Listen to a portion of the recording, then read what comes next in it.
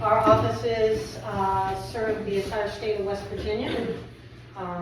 From both title and closing perspective, we have mobile closers who will come to you anywhere and do a closing. So if you have a client who can't come to closing, we can go to them anywhere in the state of West Virginia. Today's presentation is on Radon, and we have Jose and Ray from Win Inspections to fill us in. So I'll let them introduce themselves, and thank you guys.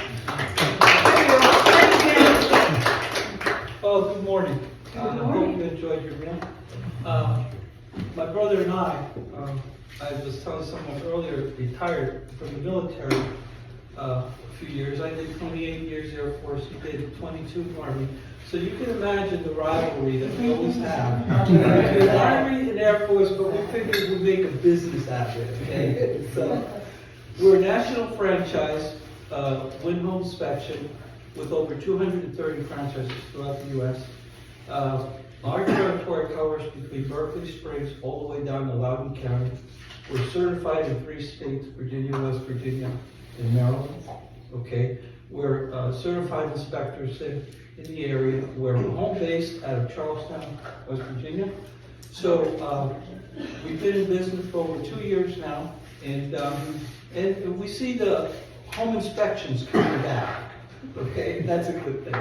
And so Ray's going to give you a little presentation on Radon. We're certified instructors to be able to teach Radon for CE credits in the state of West Virginia. We're working on our license now for the state of Virginia.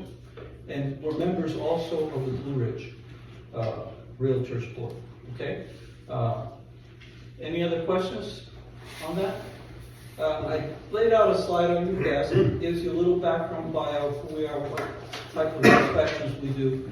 Our concept is like a one-stop shop where we do several types of inspections. Anywhere from radon, sewer scope, all that it means, air quality, mold, testing, everything all under one roof. Pre-inspection, sometimes we've done a lot of pre-inspections, pre-drywall inspection for new construction.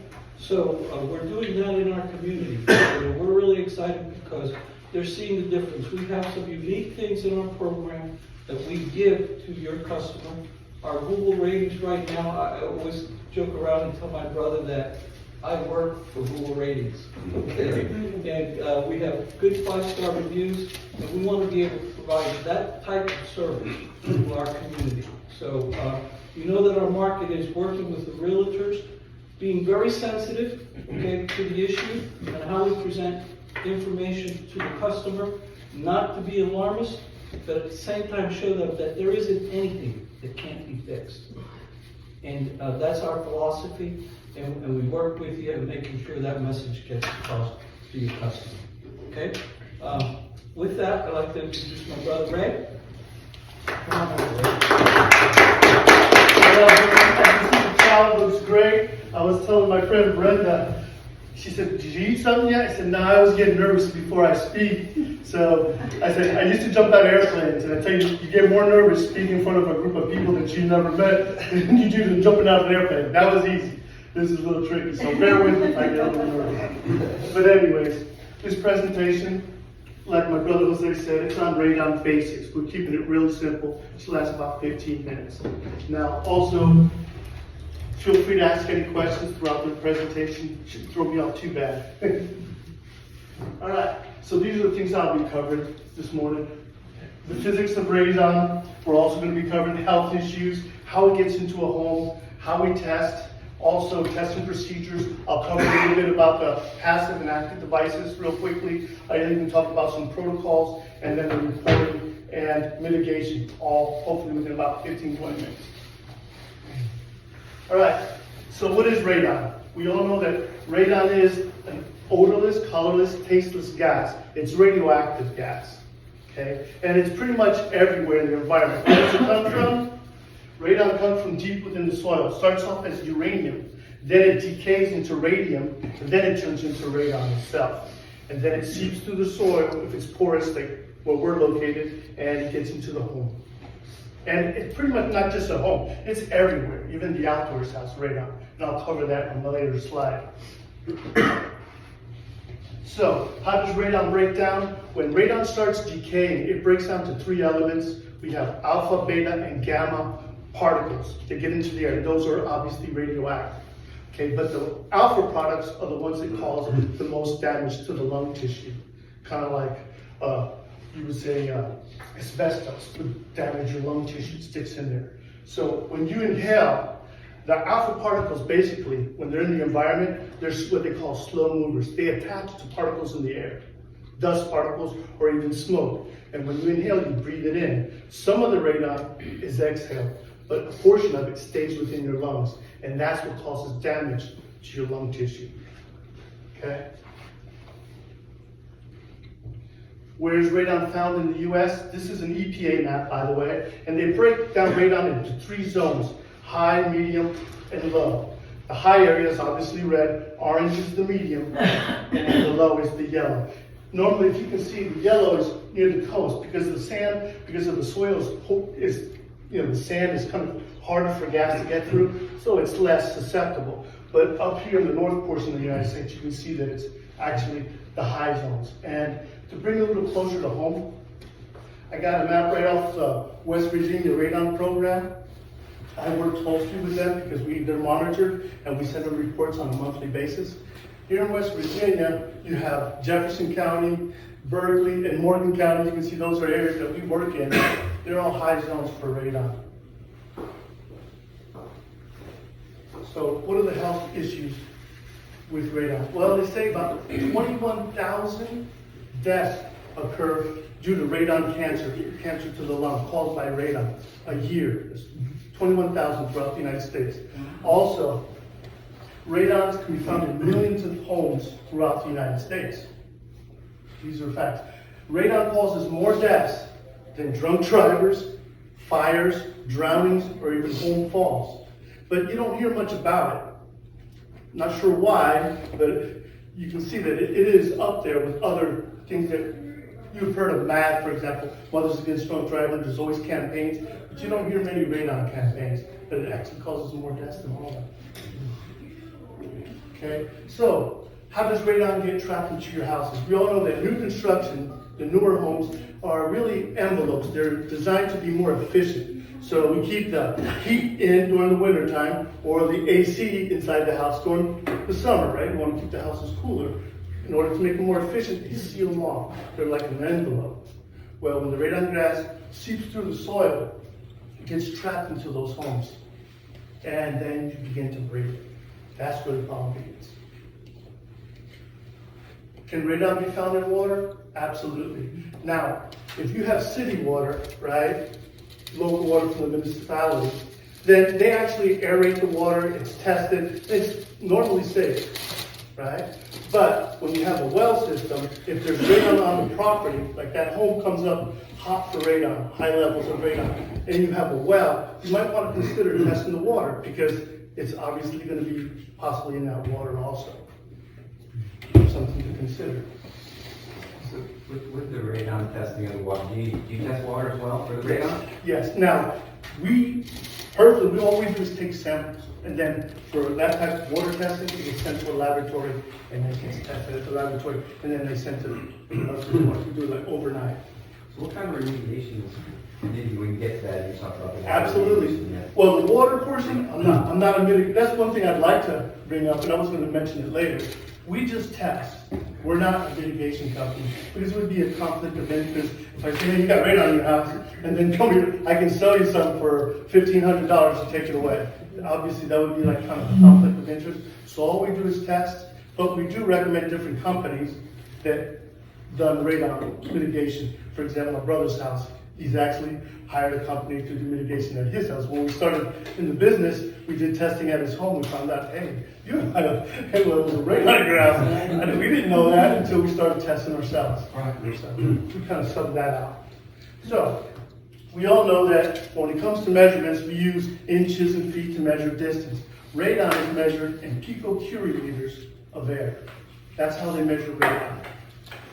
Hence the slide. They say if we were to take a test of a radon, right, sample outside, the average is about 0.4 picocurie of air, of radon in the air. And that's everywhere. Because radon's not only located in the US, but it's located throughout the world, right?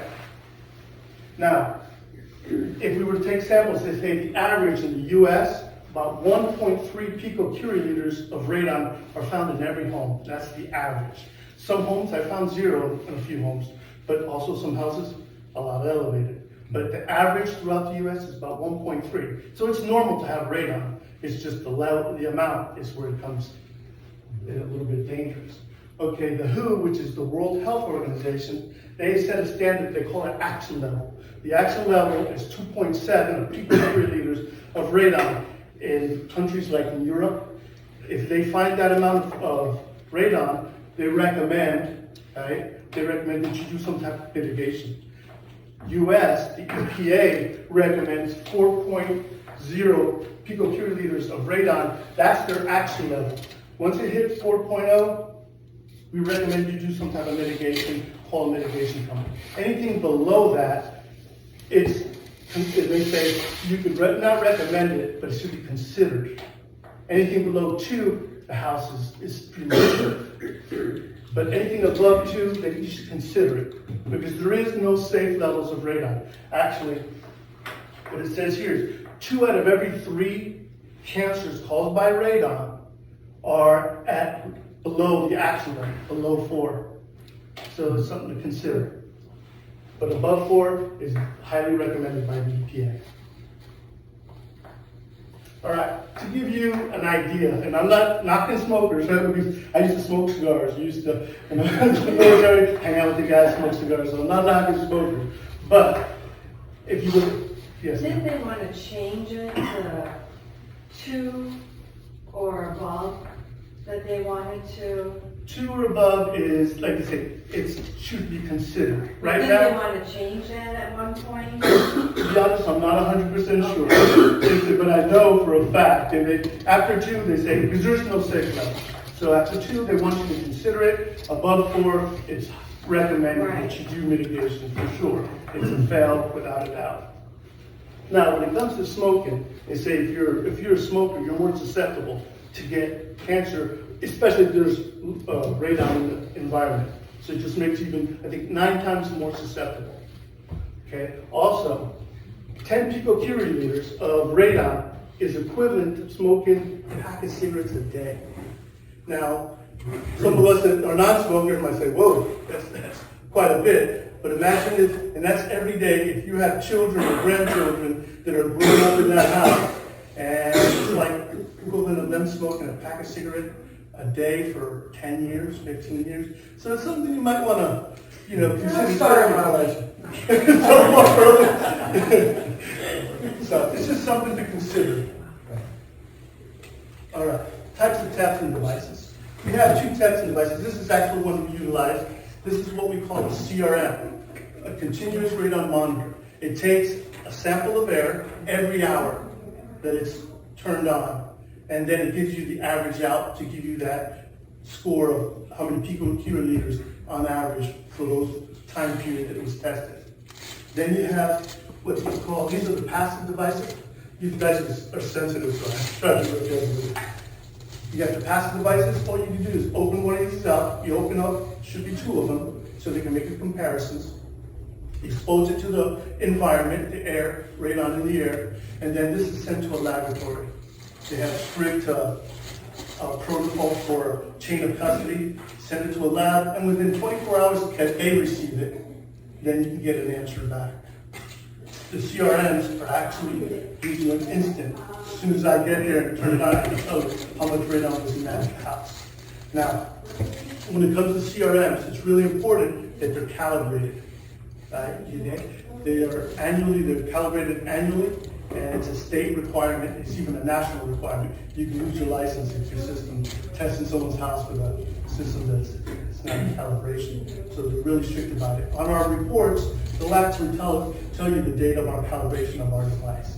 And not only that, in West Virginia, for example, they require you have to be certified on each item that you utilize at the state level. Basically, you'll send them in a product, like I had to send my box in, and they'll induce radon, they'll put it in a chamber and expose it to radon. And you got to come back and read it accurately. And if you don't pass that test, then again, you have to retest, and if not, you don't get your license. So they want What's your to- deciding factor of which test you like to use? Like, do certain houses go with active, do certain houses go with passive, or is it just like a customer preference? Like, I don't know. It's a customer preference. I prefer this device, the CRM, because I can tell you exactly how much radon is at the moment. I don't have to FedEx, because then I have to do a bunch of paperwork. FedEx it to the lab gets it, you gotta give them at least 24 hours, 48 hours turnaround, and the realtors, people wanna know, hey, is there radon in there or not? Because the test alone, a short-term test takes 48 hours, and I'll cover that real quick. But what we all use right now is the CRM. Plus, it gives you a nice report. I can show you copies of one in a bit. Okay. Long-term versus short-term tests. Minimum this time is 48 hours is the shortest test that you're allowed to do a radon test. Short-term could go all the way up to 90 days. So the more time, obviously, what? More samples, more accuracy. Short-term test is just a snapshot of how that house stands within the last 48 hours, how much radon was in there. Long-term testing could be up to a year, saying that there's no real estate transaction going on. You just want to know. I want to know an accurate test of how much radon I have in my home. Well, they sell devices where you can just place it there in an area and leave it there up to a year. That'll give you what? A better view of how much radon in the house is really in that house, because you have seasonal changes, things of those nature, right? Environment changes. Okay, radon testing protocols.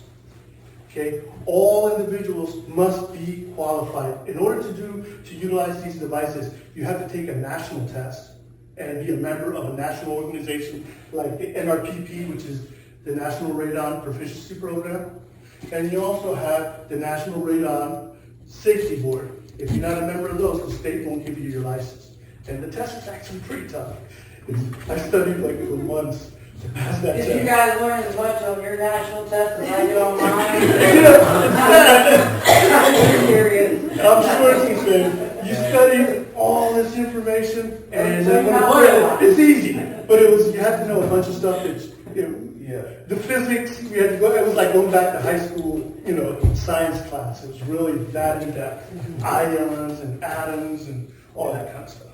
But anyways, all right, so you have to be a qualified professional. And then we said again, some states are a lot more stricter than others. For example, West Virginia, not only do you have to pass the national test, then you got to send your box in to get certified on each piece of equipment that you're utilizing. But then you got to write up an SOP, standard operating procedures, of your business, how you perform these tests in writing, submit it for the state for approval, and then you have to send a monthly report every month. I have to get in contact with the guy here at West Virginia. His name is Keith. So they're really strict in West Virginia. Other states, not so much. Virginia's easy. I heard Maryland is pretty easy also. Okay. All homes should be tested, and this is according to the EPA. The Surgeon General recommends that you should know the radon levels in the home prior to prior to them buying a home. They recommend that. Okay. Also, homes that are right next to each other can have different levels of radon.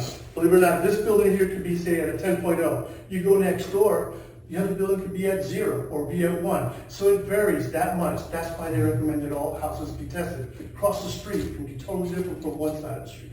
It's strange, but it is what it is, right? It's nature. It's just nature, the way things are found.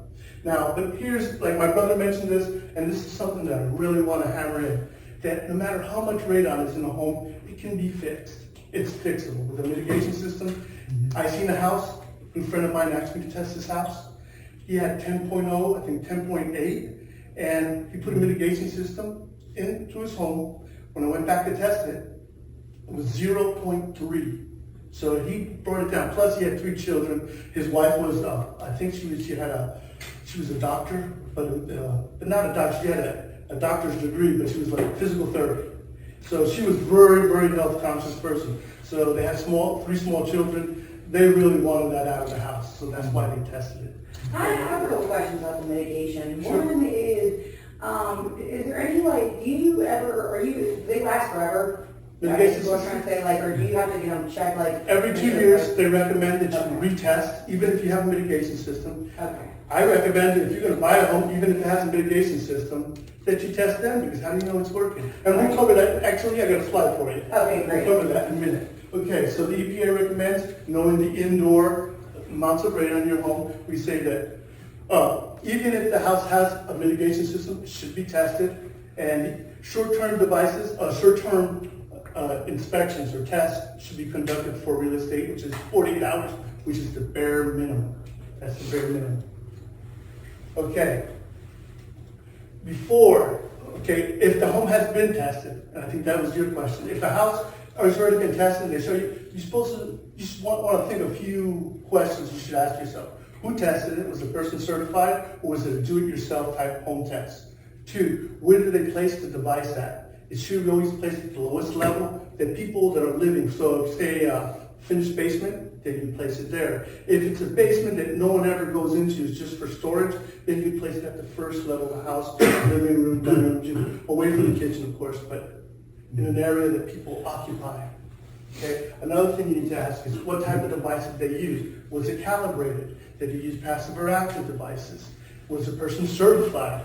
And then the placement is really important, because if you place it near a window or something, it will affect the test.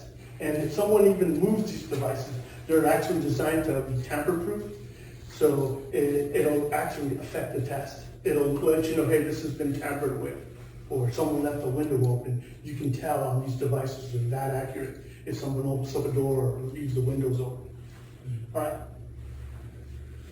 Okay, before conducting the radon test, the house should be closed for at least 12 hours. So if you're going to do a radon test, 12 hours before, they want you to keep all exterior windows closed and all exterior doors. Obviously, exterior windows are beside what I meant. Exterior windows and exterior doors should be closed. The garage door. Now, can people come in and out of the house? Absolutely, but just don't leave it wide open. Now, we've run into situations where sometimes people don't like to comply. Could that affect the test? Absolutely. And that will be a different scenario. But it's important that you communicate. They said, let me go back real quick. Communicate with the homeowners. This is what I like to do, and this is what we do. We put on door hangers, English and Spanish. Hey, please close the doors when you leave the house. We put out signs, please don't tamper with the device. We put out signs, please close all your windows, keep them closed. And lots of times that does help. Have been times that people didn't comply. There was one situation where I had to extend the test for 12 hours. It was when I drove up to the house to do the test, they had the windows open. And so, like, I don't want to turn around and come back another day and say, okay, close everything up. You can set the device, instead of doing 48 hours, I'm going to extend it out to 72 hours, just to make it comply with those 48 hours. It should be 12 hours, closed building conditions. All right, so where do we place these devices? It's important. One, it should be 3 feet away from any windows, any stoves, any fireplaces, things of that nature. Okay, it also should be about 20 inches above the ground and 12 inches away from any exterior walls. So you want to put it towards the interior level to get a good accurate reading. And somewhere where it won't be disturbed by a dog, a child, things like that. Okay, measurement reporting. Okay, reporting, I can pass these around a little bit, but these are examples of our reports. We can attach it to our home inspection report, or we can just give it to you as an individual report.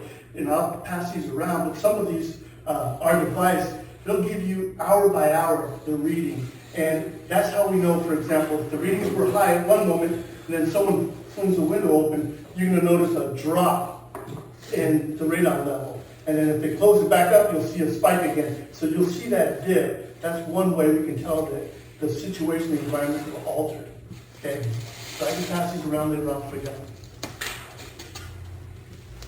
When it comes to mitigation, it's fairly simple. Okay? The radon mitigation system can average out from $800 to about $2,500. I've seen most of them go for about $1,500 is a good average. But it can go up to $2,500 depending on the size of the house. Some houses need more mitigation than others because of their size.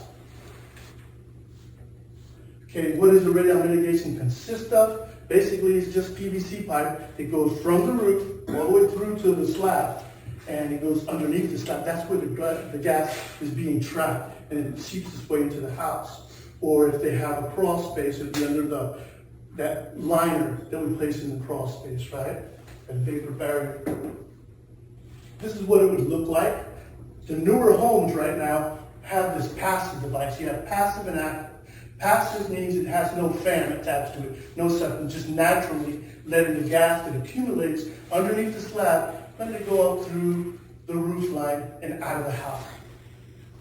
Some houses need, because of the soil, right? Some houses have more concentration of radon. They might require a fan attached to that PVC pipe, as you see here on the right. And what that does, it causes like a vacuum suction. It sucks that gas out and shoots it above, which is really important. It's got to be above the roof line. You don't want that gas to come back into a window or something. What year did you see becoming standard in houses? Like, is there a, like every house still after 2007 and every house? Well, the passive devices, I've seen it more often. I think, when did you put it, my brother put a garage or work passive, but it's been around for more than 20, 25 years. So, but the new, the standards are becoming more stringent, and you'll see builders now using passive in most of the homes. If you got to go then with the motor, because you want more suction coming out, then you know, customers, I would say in the last 10 to 15 years you can see that. But there's also another thing that plays into what your question is. Older homes in the past, they weren't the sealed envelope like they are efficient today. The newer homes are way more efficient. In the past, people would open up the windows, screens, and you know, it just air out the house more. But the newer homes now that are built, because they're so well sealed, no one opens up windows, not many people. What we do is run the AC most of the time. That's when, so it's been more, I would say, from 70s this way, 80s. The older homes, you know, 1998. So we do anything built prior to 98, we have to change, you don't have the passive. 98? Okay. In, only in Berkeley County, but I'm sure. Yeah, but it did like that, The fancy typically put in the attic? Well, it can be, I have figured, you can place in the attic, they can place outside the house. You just can't place them like in lower areas, like ball spaces. So, but they're not, I still have a picture of one there, it really doesn't stand out as much. Hide behind a bush or something. But I guess if it's a passive system, does it need to be in the attic or can it be in the? No, as long as it goes through the slab and it exits, it's got to be 2 or 3 feet above the roof line. So it doesn't have to be in the attic, it could be in the side house, but it's definitely got to be underneath the slab so you can get there and shoot it out. Okay, I'm referring to the fan itself. The fan itself, it could be in the attic, it could be the exterior. Okay. You just want to, some people don't like it. For example, on the exterior of the home, you can see it. And so, some people prefer it in the attic. It could be also in the basement. I've seen it in the basement. Okay. So going back to my last question, so when you see passive or inactive, are you just good, or is there a certain time like, okay, this house, like after 10 years, maybe this system should be inspected, maybe the pipe cracker isn't noted that it has a system, and like, is there any time that kind of expires? Yeah. I just keep the question, but I'm No, it's actually every 2 years you have it checked out. Every 2 years you have a and the house is saying you do an inspection, and the house comes up negative, no radon. They recommend every 6 years, then after that, you still continue to test it. It's saying, or if you add a pool or add another foundation, then a different wall, you're changing the environment. Once they start digging into the ground, then it can actually cause radon to enter the home. And so, if you do see an active system in a home, right, you're normally going to see what they call a manometer or a YouTube indicator. I'm sure y'all seen these before in a home. If you see the liquid inside is not level, right, it's offset, that means there is suction and the fan is working. It's sucking air out of the home. If for some reason it's level, like the picture on the right, that means that fan is not operating. So the homeowner should do some troubleshooting first, and if they can't figure out why it's not turning on, then you might want to call that mitigation company to install it to see what's going on, if it's obviously not working. And this is important, that once they install these types of systems, passive or active, or even your pipe, if you seal off when the pipe enters the slab, you're going to reduce the amount of radon that goes into the house. So it should be well sealed off all your pipes. Okay, this is an example of an exterior system with the fan on the outside of the house. Some people don't like it. You can put it in the basement. And then here's an example of using the pipe straight into the sump pump. So less drilling in the house and things of that nature. So you can combine it with your sump pump. And again, notice how it's well sealed off, which is important. Because sump pumps, I'm sure we've all been into houses where you go into the sump pump, it's just a hot mess. Open. Sure. And just a few takeaways here. First of all, if you smoke, it enhances about 9 times the chance of getting lung cancer with radon. 9 times more because of the radon if you're a smoker. If you want to mitigate some of it, let air flow into the house. That'll mitigate radon in the home. And seal all the cracks and floors and stuff. If you don't want to open up the windows, you don't want everything sealed off. Especially pipes. That will limit it. And your sump pumps, of course. Takeaways, EPA does recommend that every home should get tested because it gives you peace of mind knowing that, the radon levels inside a home. Also, it gives the homeowner peace of mind. And finally, big takeaway is, even if the house has radon, it can be fixed. It's fixable. Any other questions? There is no dumb questions. You guys, anything you want, we'll do the best we can to answer it. Now, I'm sure somebody in the group here with a lot of experience. Even if you don't have radon, you get it tested and you don't have radon. Right. It's still okay, I mean, it's still a good idea to get the system put in, right? Well, it all depends, again, do you want to do you really need it? If it's low too, EPA doesn't, they say it's fine. There's no need to put it in there. But if it makes that person give them peace of mind, then why not? But again, it's not required or even considered recommended. Anything below 2, they say, there's radon everywhere. So people don't freak out about it. It's outside, in this building, there's radon right now. It's interesting, from the inspections we go through when we do one, sometimes you find some that are very surprising, very high, 10, 12, as high as 12. And so we have companies that we would encourage people to get it mitigated. It's always good to know, it gives them a peace of mind when they're making that such a large investment. They want to make sure they're living in their quality environment. And so that's why we always so we've done several in the area. That's one of our hot products that we can give. Brenda, you got that? Yeah, I do. So, obviously you guys are doing radon as part of your inspection. Okay, it's an add-on. It is It's an an add-on. add-on to our Okay. inspection. We charge $135 with inspection, and if we have to do solo, we charge $200 because you got to go twice for that. You got to go install it, then come back 2 days later, and if we're in another inspection, you can see where it can be, now gas is out of control, right? Right. But $20 worth of gas. So, how do you want your family love? I didn't know, but I think it was the young lady in the back. They're in the corner. Oh. Okay, no grab on there. No. I don't want to take anybody's thunder. That's fine. Didn't know I had to be in the club yet or not. Yeah, there's mothers and flashlights in the corner if you want to come. That was all by a sponsor. So, any last thoughts, look us up, call us, we'll be glad to work with you all. One of the things I tell my brother that we're in a unique position, a unique area. It seems that the types of services we want to be unique. We're also offering, we're bilingual, so we're fluent bilingual, and we can offer those services.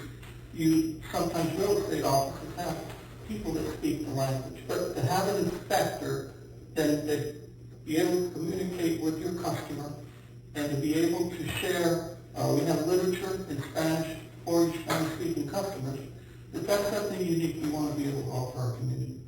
So those are the special types of unique things that we can offer. And look us up once, find us once, and if you're not satisfied, we have a first-time realtor guarantee. Let's put it that way. Again, no license, that's fine. No blood, no foul. Yeah. you do your inspections together, or you each out on your own individual inspections? Just do the price of one. It would be, more efficient. Right, okay. I didn't know if you spread yourself. Well, in the future, maybe someday when things get hot and heavy, we'll definitely have to, do our own thing, but for now, things have been pretty slow, to be honest, so we work together as a team. Yes, Brenda? It's also notable from the insurance standpoint, if somebody has radon and they do get sick, that's not a covered panel under a homeowner's policy. So that is why you guys should be testing. I didn't know that, I didn't know, but I would bring it up, but yeah, the professionals, and there is one thing that I'll bring up real quick. You got professionals and technicians. The technician is authorized to go there, put a box in, test, and make sure the conditions are straight and move out. But if the homeowner or the realtor asks them a question about radon, they're not authorized to even speak of it against the law. A professional, the standard is higher, the test is a lot harder, and I have to deal with it, just saying. But then you can speak about it. So as soon as I test and I find out if it's radon or not radon, then I can actually explain it to the homeowner or the realtor. Plus, you're authorized to give them the report. A technician is not authorized to even speak of it, because he will refer you back to the pro that's certified for that company. Right. So it's interesting, we've also found that we have sometimes inspectors, out-of-state inspectors, come to us because they're not certified in the state of West Virginia. So they reach out to us and we do the inspection for them, really. And so that's a business that I didn't think we were going to see happen, but we have inspectors coming and we're working together in trying to help. And the reason for that was, I asked him, why don't, you're already ready to certify. He was a pro, but the state requirements are higher in West Virginia. You have to turn in a written SOP. You have to report to them monthly on that. Yeah. So that's like a little stricter. Mm-hmm. That's all we have. I don't want to take up any more of your time. I hope the presentation was helpful. You learned about it. I appreciate y'all letting us talk. Right, my thumbs up here. Thank you.